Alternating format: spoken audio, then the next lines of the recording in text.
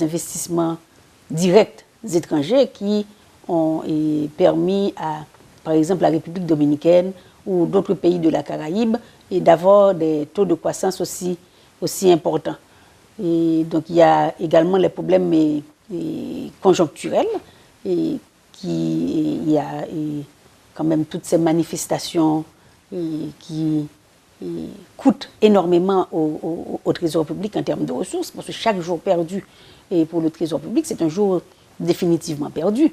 Et lorsqu'on a 3 manifestations par semaine et qu'on a la DGI qui n'arrive pas à collecter, la douane qui n'arrive pas à collecter, et ce sont des possibilités d'investissement public qu'on perd à tout jamais. Donc je pense qu'il faudrait quand même qu'il faut repenser la situation haïtienne dans sa globalité, sur le plan politique, sur le plan économique et même sur le plan social, parce que quand même nous avons un gouvernement qui a eu beaucoup de programmes sociaux, mais ceci a été fait au détriment de l'investissement. Donc, qu'est-ce qu'il faut privilégier? Le social ou l'économique? Normalement, ça aurait dû être l'économique pour tirer le social.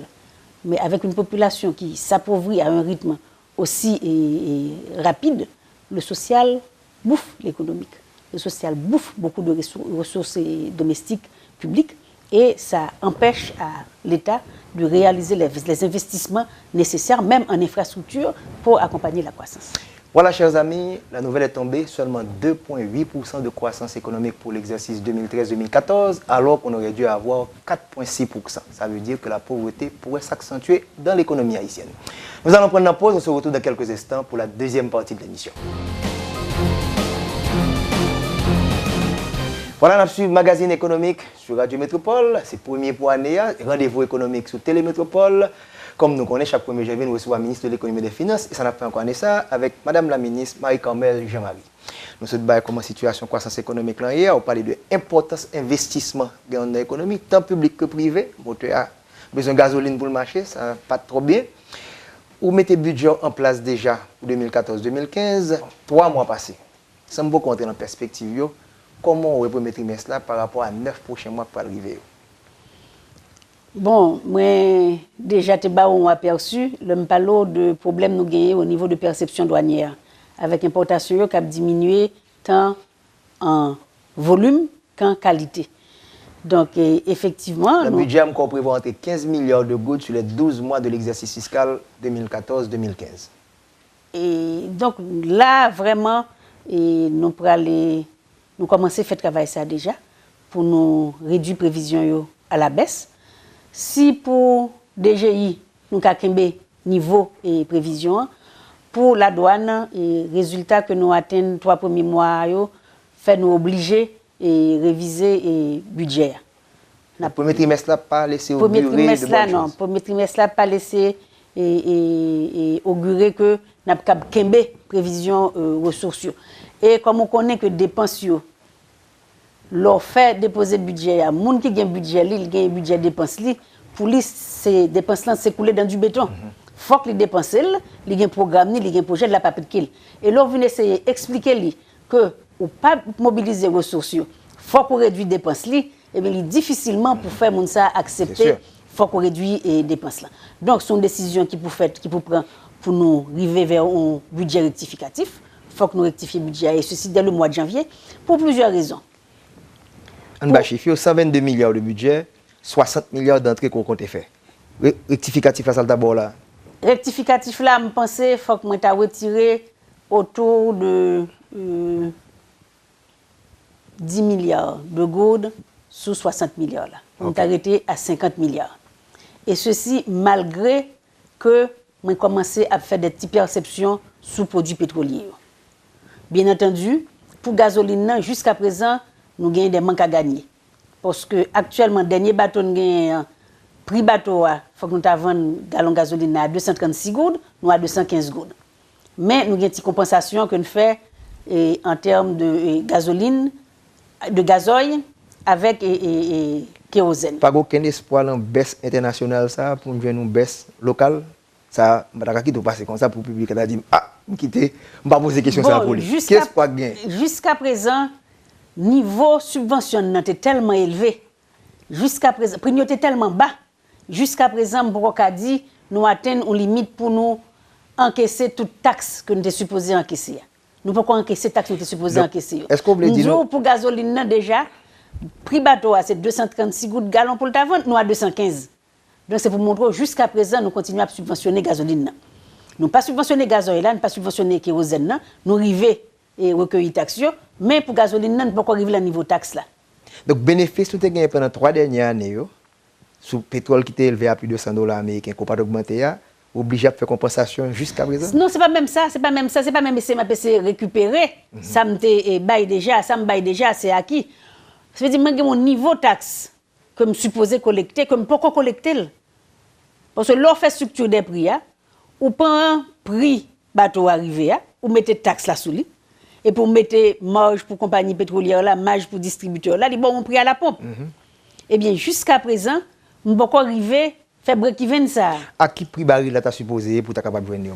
Bon, c'est difficile pour moi parce que là c'est surtout pour gasoline. Pas fait calcul. Pas fait calcul là, n'a fait simulation yo. Mais niveau pour l'arrivée, pour ne pas subventionner, alors ça ne mettre dans ça à Petro-Caribé. C'est ça me dévoile le jour. Parce que il n'y a pas aucune valeur. Pendant que la population lui-même est contente que le prix a baissé, mais ou même dans le ministère des Finances, ou pas trop content lorsque le prix a baissé trop bas parce que Petro-Caribé a disparaître. Ce n'est pas que moi pas trop content. Si les ressources domestiques nous étaient suffisantes pour te permettre que nous découvrions toutes les dépenses de l'État sans pas besoin de Petro-Caribé et que baisse prix et produits pétroliers, nous encourager pour l'économie parce que tout pays est vraiment qui entre guillemets industriel, le prix pétrole là bas, pays ça fait de gros boom parce que le prix pétrole là comptait pour un pile le coût de production yo. Bon, nous pas un pays industriel et donc quand prix pétrole là li baissé, le baissé, li bon pour utilisateurs et conducteurs, pour machines, prix course, prix gallon gaz, c'est bon pour usagers. Mais pour l'économie haïtienne, non, vraiment, il n'a pas fait vraiment une différence. Parce que, mais pour me retourner à Samdabdia, et pour révision et budget, on dit qu'il faut que nous réviser le budget, il faut que nous révisions, il devient de plus en plus impératif. Parce que c'est de deux côtés, nous gagnons des manques à gagner. Nous avons des manques à gagner au niveau des ressources domestiques, avec les droits de douane, avec les taxes douanières qui ne sont pas au rendez-vous. Deux, nous avons des manques à gagner tout au niveau de Petro-Caribé, avec baisse prix sur le marché international. Puisque nous étions au niveau de 14 000 barils par jour. 14 000 barils par jour à $100, il n'est pas bon même quantité comme que 14 000 barils par jour à $56. Donc nous avons un bon parti comme Petro-Caribé que nous perdons déjà le fait que le prix a baissé. Deuxième problème nous gagnons encore avec les Petro-Caribé qui entraînent ou manque à gagner, c'est que de par accord là, vous gagnez un pourcentage que vous payez cash, vous payez Venezuela cash, et vous avez un pourcentage que c'est lui-même qui pour financer le projet de la CAIO. C'est lui-même qui vient partie crédit. Or, partie et répartition varie en fonction de prix. Si le prix est supérieur à $100, vous payez Venezuela 40%, ou Kembe 60%. Mais au fur et à mesure que le prix a baissé, le ratio a inversé. Actuellement, avec prix ça, nous, 50% cash, 50% crédit. Donc, nous perdons sous prix, nous perdons également sous quantité que nous avons au terme de crédit. Et s'il descend plus bas toujours, nous avons privé à un pourcentage de 60% cash et 40% que nous avons au terme de crédit. Mais pas bon niveau, 50, 55, 60, le prix du baril? Il fixe un niveau à partir au-dessus de 100, 60, 40, et au-dessous de 60, 50, 50, et à partir de 40, 60, 40. Donc, nous avons gagné de deux sources. Les prix qui ont baissé et le pourcentage, le ratio qui a varié. Et ça représente à peu près 20 milliards de gouttes de support dans votre budget, madame. C'est 21 milliards de gouttes de Petro-Caribé qui allaient directement dans le budget d'investissement. Donc, chaque fois nous perdons $1 sur Petro-Caribé, c'est $1 d'investissement public qui n'est pas fait. Nous avons déjà fait une première correction, nous passons de 21 milliards à 14 milliards. Et dans 14 milliards, ça, comme on connaît, c'est avec comme Petro-Caribé que nous payons fonctionnement 3 usines vénézuéliennes, Port-au-Prince, Gonaïve et Cap-Haïtien.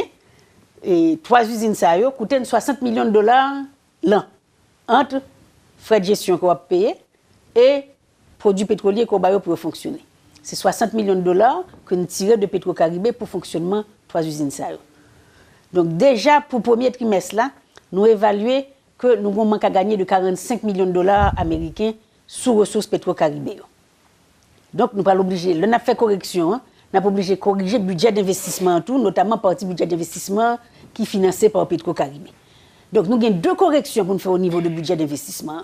Nous avons une correction ça pour Petro-Caribé et nous avons une correction pour nous faire tout au niveau de ressources domestiques parce que nous avons une partie dans les ressources domestiques là qui est allouée à investissement public.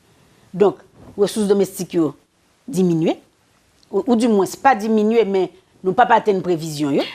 Masse salariale l'a arrêté telle qu'elle, service de la dette l'a arrêté tel quel, et au niveau de subvention que ou pas cap éliminer.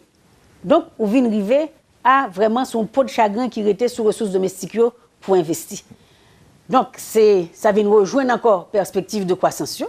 Avec un budget qu'on pas l'obliger réduit peut-être d'environ pour aller de 10 milliards à peu près. Ça peut arriver à 20? Ça peut et ça va dépasser. Donc, son fourchette de minimum 10, maximum 20? Entre 10 et 15 milliards. 15 milliards? Donc, nous prenons un budget d'investissement qui déjà, un budget d'investissement qui est de 67 milliards de gourdes, y compris les projets financés par les dons, qui autour de la moitié. Dons pas affectés? Non, dons pas affectés. 30 milliards, ça a plus ou moins assuré? Lui assuré, mais le problème que nous avons avec lui, nous pas maîtriser vraiment séquence investissement ça. Parce que ça dépend vraiment de toute procédure bailleur de fonds. Donc, li ka fait dans l'exercice là, comme ça le ka fait dans le prochain exercice là tout. Donc, nous pas capable vraiment compter sur investissement financé par don pour nous prévoir que nous avons gagné un taux de croissance de temps. Donc, croissance là, il vient très hypothétique pour l'année 2014-2015. Faut que nous fassions vraiment un pile effort dans la compression des dépenses qui non essentielles pour vraiment nous dégager une marge pour nous essayer de un niveau d'investissement qui permette que nous pas descendre en dessous de 2 pour exercice 14. Donc, système dans toute pièce liée une avec l'autre. Oui. Vous avez dit que vous avez danger dans la DGI, que moi, je suis entré, vous avez parlé de problème. DGI, pas de problème. DGI a fait comme balle là. Parce que faut à peu près 45 milliards, vous le supposez. DGI a fait comme balle là. Parce que là, pour le mois de décembre, DGI est allé au-delà de prévisions. Okay. Mais DGI gagne un contexte particulier, c'est que année ça, ou changer plaque. Donc ça baille et des ressources additionnelles. Donc c'est 15 milliards. Douane pas garantie? 15 millions de douane pas vraiment garantie. Comment elle arrive à peu près? Comme nous ajoutons produits pétroliers au souli, l'ICA 12. Ok. Donc des 60 milliards, on parle de 50 milliards.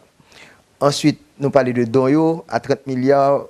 Li garantie, mais nous n'avons aucune. Li garantie en termes de disponibilité, mais nous n'avons aucune garantie que l'investissement a fait dans la séquence année ça. Jean Davlel là, pour justement pour affecter croissance. Donc 50 plus 30 bon 80, qui ban nous on baisse encore du côté de l'extérieur, Venezuela, Petro-Caribé, comment on a perdu là dans 21 milliards là? Et nous mettons que nous avons rentré 14 milliards. 14 milliards. Est-ce que ça veut dire qu'on y a une balle descente locale? Bon, Trésor et du côté de la Banque centrale, est-ce qu'il y a un financement du déficit budgétaire? C'est une vérité à même niveau. Là, vraiment, côté de la Banque centrale, c'est à exclure. Ah bon? Parce que depuis 2005, on n'obtient plus de financement de la Banque centrale. Le financement se fait par émission de bons du Trésor. OK. Donc, il n'y a plus de recours aux avances de la Banque centrale. Bien entendu, la Banque centrale n'est pas stricte si au cours d'un mois, ou font un petit découvert. Parce que l'autre fait dépenses au jour le jour et que c'est difficile pour compte ou balancer à zéro. Donc, on a un petit découvert que on couvrit dans les prochains, la première semaine du mois suivant. Mais nous pas gagné, nous pas bénéficié de financement Banque centrale encore. Et bon du Trésor, oui, et le marché a commencé à reprendre confiance dans le Trésor public. Et au courant, quand même, nous avons fait une émission spéciale de bon du Trésor, qui était autour de 5,5 milliards de gourdes. C'était pour solder les arriérés sur les travaux de construction, pour permettre firme de reprendre des chantiers qui étaient bloqués. Et le système n'a pas répondu très bien. Nous gagnons l'autre opération qui attend pour nous lancer sur le marché, c'est l'opération titrisation créance collectivité territoriale pour nous permettre que vous payiez EDH tout le qui est accumulé, qui est presque arrivé 3 milliards de gourdes, qui permet EDH payer tout arrière que lui-même gagne envers les fournisseurs d'énergie. Nous avons postponé l'émission ça en raison de situation et marché. Parce qu'on a un taux de change qui était un petit janvier et dérapé. Et quand même, il faut que immédiatement, après une émission de 5,5 milliards, les ressources du système financier ne sont pas inépuisables. Donc, il faut que nous tendions à refaire de la liquidité pour nous lancer l'émission ça. Nous, pour le mois de décembre, quand même, nous avons fait une émission de bon du Trésor pour permettre nous de compléter les ressources disponibles pour moi, pour nous faire face à des dépenses incompressibles. Parce que dans le mois de décembre, on connaît c'est double masse salariale qu'on gagne, ou gain salaire, ou gain bonus. Et me dis déjà, masse salariale là représente 47% de ressources domestiques. Donc, le mois de décembre, tu n'as presque pas de moyen pour faire l'autre dépense, autre que dépenses légales de salaire et bonus. Donc, pour nous faire l'autre dépense, notamment un minimum d'investissement dans les travaux à haute intensité de main-d'œuvre pour nous faire comme circuler dans la population, on est obligé de recourir à une émission de bons du Trésor. Mais le marché financier haïtien n'est pas suffisamment liquide pour tout comme ça, que tout le monde a gagné ça, nous avons lever sur le marché. Donc nous comptons en pile sur l'appui budgétaire. Appui budgétaire, nous avons deux institutions qui